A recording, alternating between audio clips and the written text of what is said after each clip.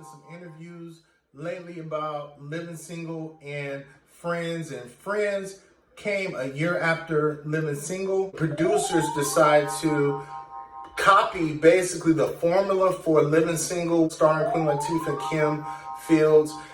They made it a white version of Living Single. They called it Friends. Friends was going to be called, I don't know what Friends was going to be called, but I do know that Living Single was going to be called Friends as well. There was a big pay discrepancy towards the last seasons of the shows where some of the cast members got $55,000 a week. I would love it, or episode.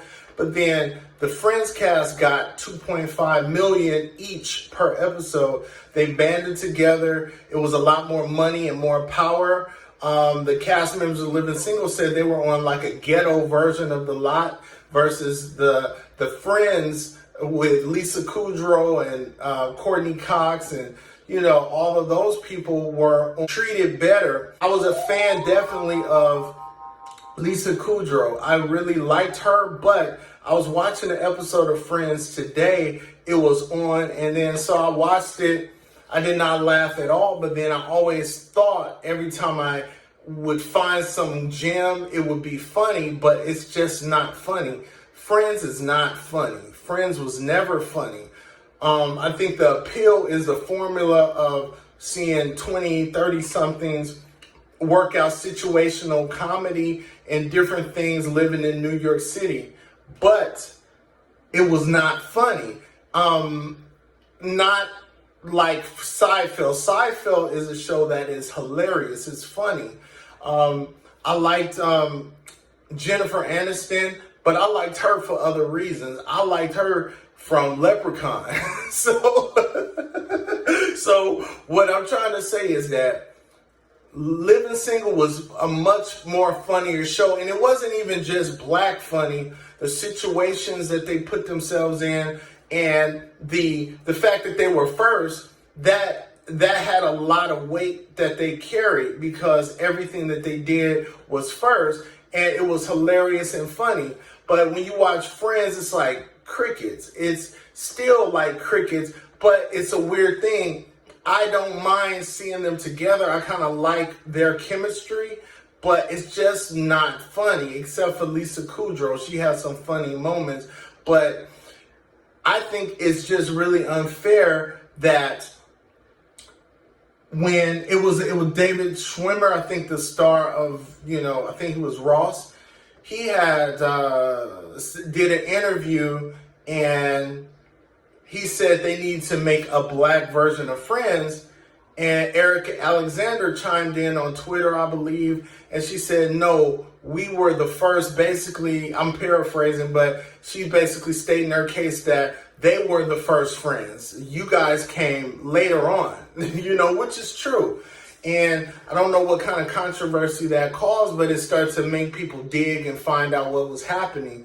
I think the characters on Living Single were much stronger, and the thing about the success, it comes down to race, because you have a black version and a white version, which Friends was not really considered a black or a version. It was just more so, this is the mainstay. This is what we want to be represented. We want to have this be the main show that everybody's supposed to like, versus Living Single. We can take a sliver of this black audience and demographic and make money off of that.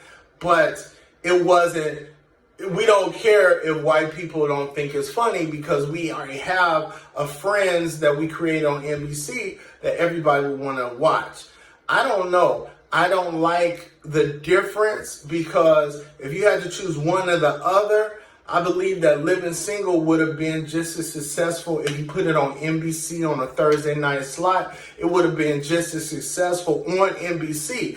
It would have been the show on NBC that had a mainly African-American cast, but then you have The Cosby Show, you had Different World. So NBC was no stranger. You had Fresh Prince of Bel-Air. NBC was no stranger to putting black cast in a lead position, because The Cosby Show carried the network #1 for many years.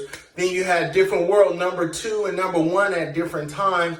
Then you had Fresh Prince of Bel-Air was very highly rated for NBC as a mainstay show. And those shows were thought of as they're a black cast, but it's funny for everybody. Whites, black, Asians, Hispanics. It was funny for everybody.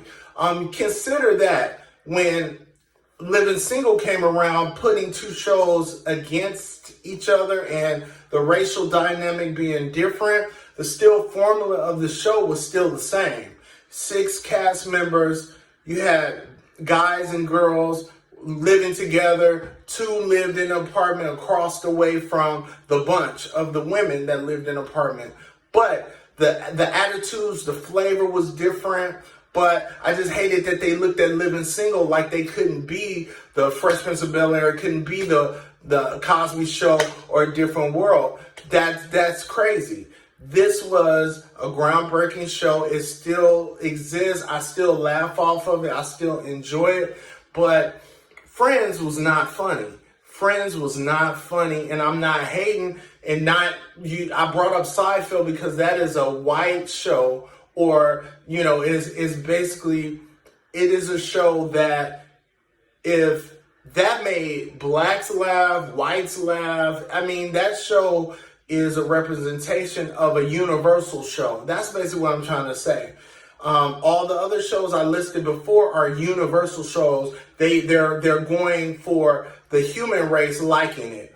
But Living Single had to be degraded to a black slice of life, but it was actually more funnier than Friends. It could have represented where the Friends slots took in.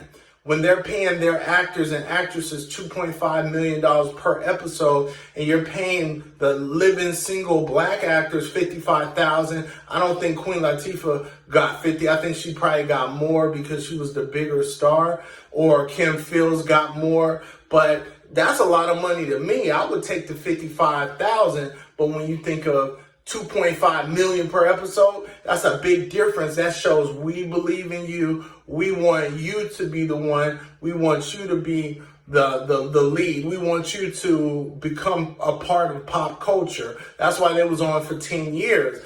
I'm not hating on Friends. Like, again, I like their dynamic, the way they look aesthetically together, the way they interacted, but it just was not funny. If you agree with me, let me know. If you disagree with me, go to my website, scaredoflight.com. I have a couple of books already. I would appreciate you if you take a look at The Brown Paper Bag Boys and the Colorism Experiment. That just came out on Amazon, Barnes & Nobles, as well as Scared of Light. Please subscribe if you feel that you enjoyed this video. Help me out and subscribe. Thank you so much. I'll talk to you in the next video. Peace.